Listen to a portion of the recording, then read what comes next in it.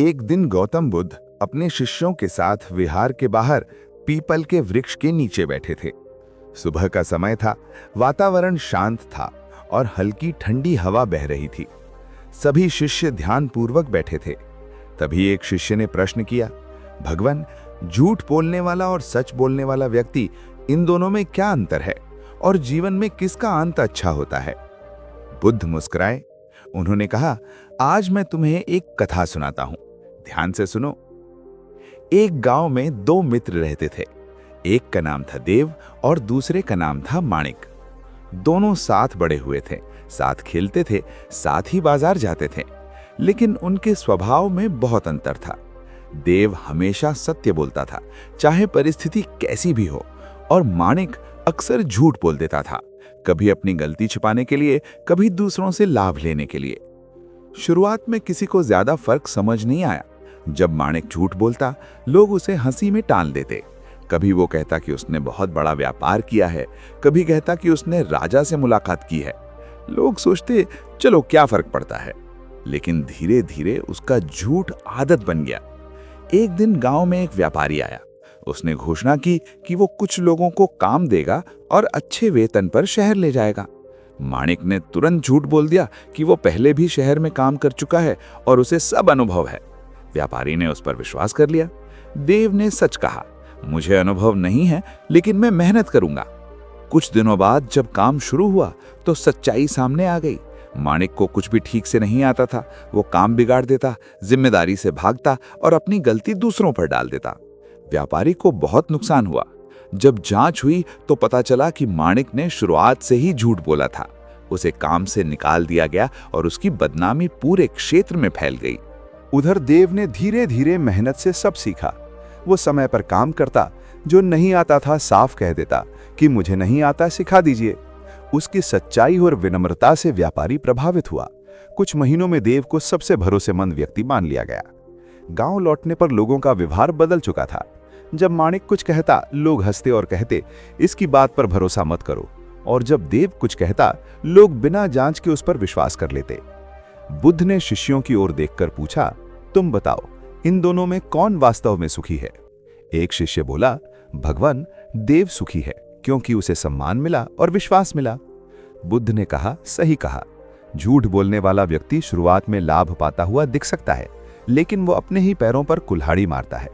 झूठ एक ऐसा बीज है जो डर, चिंता और असुरक्षा को जन्म देता है। झूठ बोलने वाला हमेशा डरता है कि कहीं उसका सच सामने ना आ जाए। उसका मन कभी शांत नहीं रहता। फिर बुद्ध ने आगे कहा, सत्य बोलने वाला व्यक्ति कभी कभी कठिनाई में पड़ सकता है। लोग उसका मजाक उड़ा सकते हैं, लेकिन उसका मन शांत रहता है।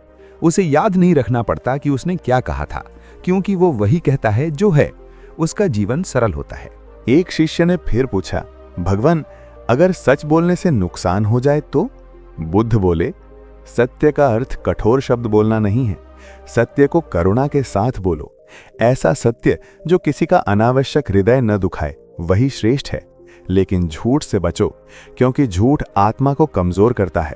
उन्होंने जमीन से दो छोटे पत्थर उठाए। एक साफ और चमकदार था, दूसरा कीचड़ में लिपटा हुआ। उन्होंने कहा, सत्य उस साफ पत्थर की तरह है। शुरुआत में वो साधारण दिख सकता है, लेकिन समय के साथ वो और चमकता है। झूठ कीचड़ की तरह है। शुरू में वो कुछ ढक सकता है, लेकिन अंत में वही गंदगी बनकर सामने आता है।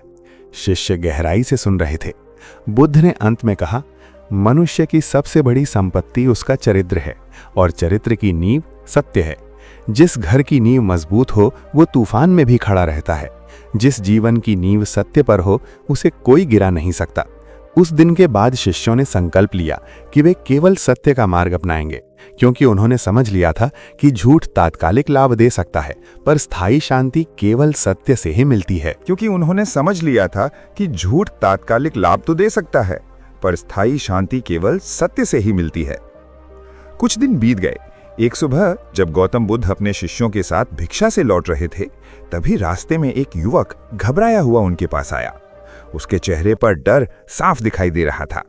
उसने कहा, भगवान, मैंने अपने पिता से झूठ बोला है।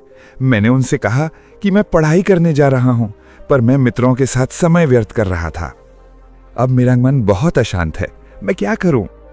बुद्ध ने उसे शांत दृष्टि से देखा और पास बैठने को कहा। सभी शिष्य भी ध्यान से सुनने लगे। बुद्ध बोले, जब मन में अशांति होती है, समझ लो कि भीतर का सत्य तुम्हें पुकार रहा है। झूठ बोलकर तुमने अपने पिता को ही नहीं, स्वयं को भी धोखा दिया है। अब तुम्हारे सामने दो मार्ग हैं, एक और झूठ बोलकर उसे छिपाओ या साहस करके सत्य स्वीकार करो। युवक ने सिर झुका लिया। उसने कहा, भगवान, मुझे डर लगता है कि वे मुझसे नाराज हो जाएंगे।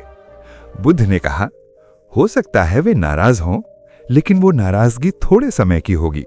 यदि तुम झूठ पर झूठ जोड़ते जाओगे तो विश्वास सदा के लिए टूट जाएगा। याद रखो, क्रोध समय के साथ शांत हो सकता है, पर टूटा हुआ विश्वास बहुत कठिनाई से जुड़ता है। फिर बुद्ध ने एक और उदाहरण दिया। उन्होंने कहा, कल्पना करो कि एक घड़ा है, उसमें एक छोटी सी दरार पड़ गई। यदि समय रहते उसे ठीक कर दिया जाए तो वह फिर पानी रख सकता है, लेकिन यदि दरार को छिपाकर पानी भरते रहो तो एक दिन घड़ा पूरी तरह टूट जाएगा। शिष्यों में से एक ने पूछा, भगवान, क्या झूठ बोलने वाला व्यक्ति बदल सकता है? बुद्ध मुस्कुराए, हर मनुष्य बदल सकता है। जिस क्षण उसे अपनी गलती का बोध हो जाता है, उसी क्षण परिवर्तन का द्वार खुल जाता है। झूठ की आदत भी अभ्यास से छूट सकती है। जैसे बार बार सच बोलने से मन मजबूत होता है, वैसे ही बार बार झूठ बोलने से मन कमजोर होता है। उन्होंने युवक से कहा, आज ही अपने पिता के पास जाओ, विनम्रता से अपनी गलती स्वीकार करो, उनसे क्षमा मांगो और आगे सत्य पर चलने का वचन दो। परिणाम जो भी हो, तुम्हारा मन हल्का हो जाएगा। युवक ने साहस जुटाया और चला गया। अगले दिन वो फिर आया। उसके चेहरे पर शांति थी। उसने कहा, भगवान, मैंने सब स्वीकार कर लिया। पिताजी पहले नाराज हुए, पर फिर बोले कि उन्हें मेरे साहस पर गर्व है।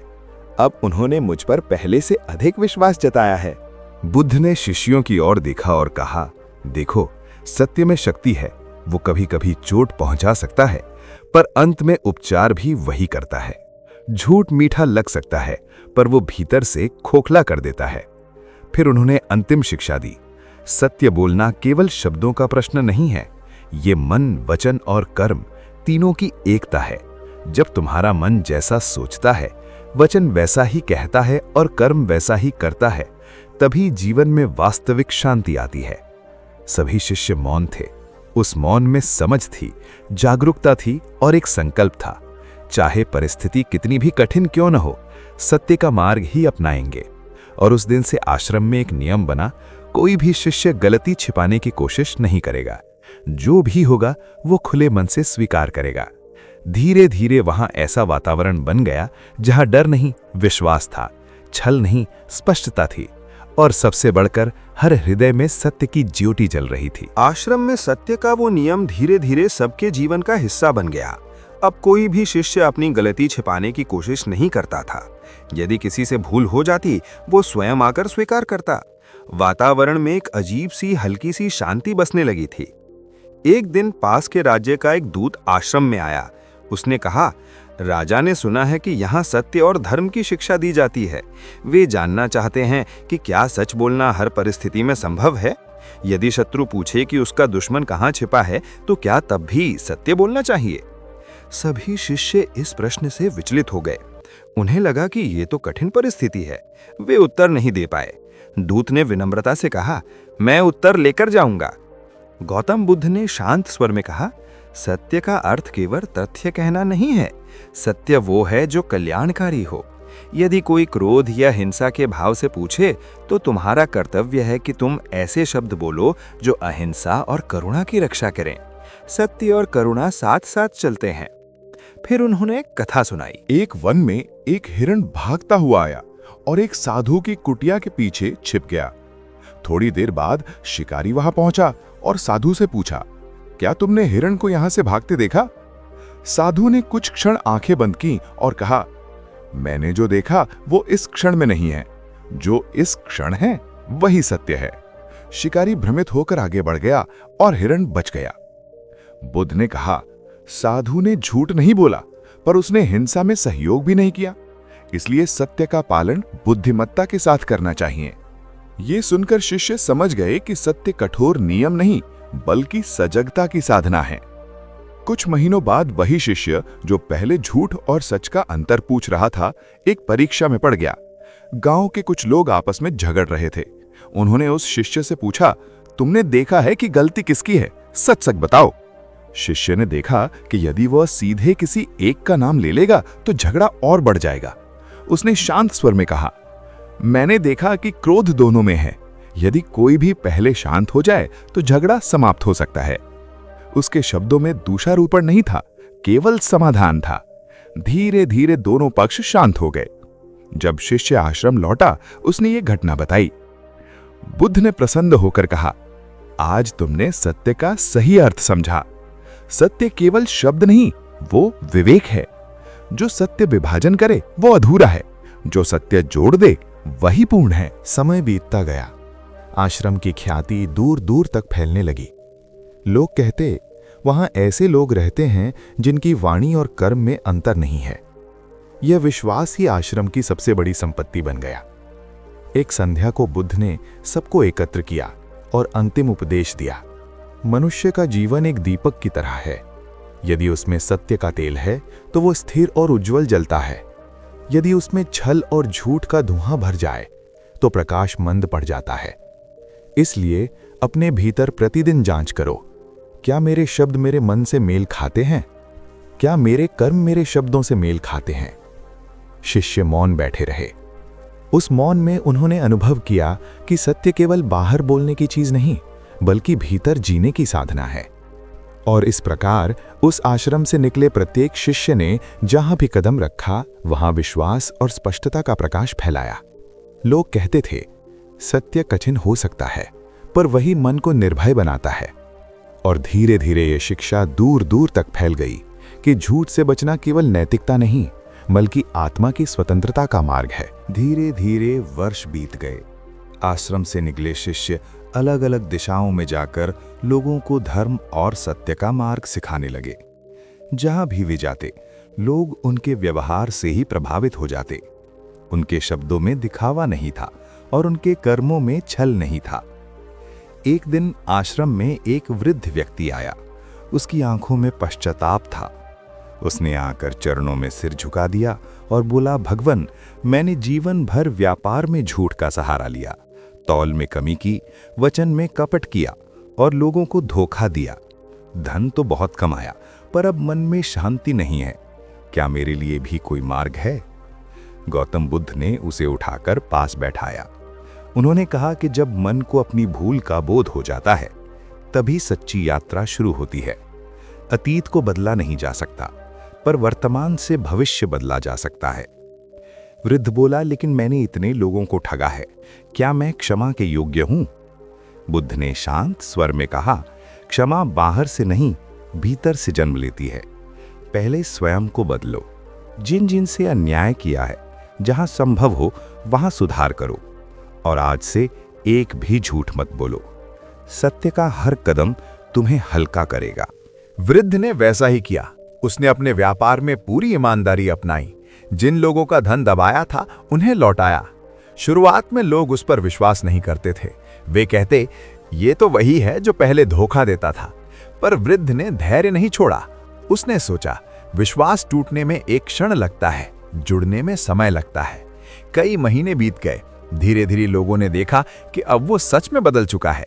उसका व्यवहार नम्र था, वाणी स्पष्ट थी और व्यापार निष्पक्ष। एक दिन वही लोग जो उस पर संदेह करते थे बोले, अब तुम्हारी बात पर भरोसा किया जा सकता है। जब वो फिर आश्रम आया, उसकी आंखों में कृतज्ञता थी। उसने कहा, भगवान, सत्य का मार्ग कठिन था, पर अब मन में जो शांति है वो पहले कभी नहीं मिली। बुद्ध ने शिष्यों की ओर देखकर कहा, देखो, सत्य केवल जन्म से नहीं आता, अभ्यास से आता है। जो व्यक्ति गिर चुका हो वो भी उठ सकता है। जो झूठ में डूबा हो वो भी प्रकाश की ओर आ सकता है। फिर उन्होंने सबको एक छोटी सी साधना दी। उन्होंने कहा, हर रात सोने से पहले अपने दिन को याद करो। सोचो, आज मैंने कहां कहां असत्य का सहारा लिया और कहां कहां सत्य के साथ खड़ा रहा। जो गलती दिखे उसे स्वीकारो और अगले दिन सुधारने का संकल्प लो। शिष्य इस अभ्यास को करने लगे।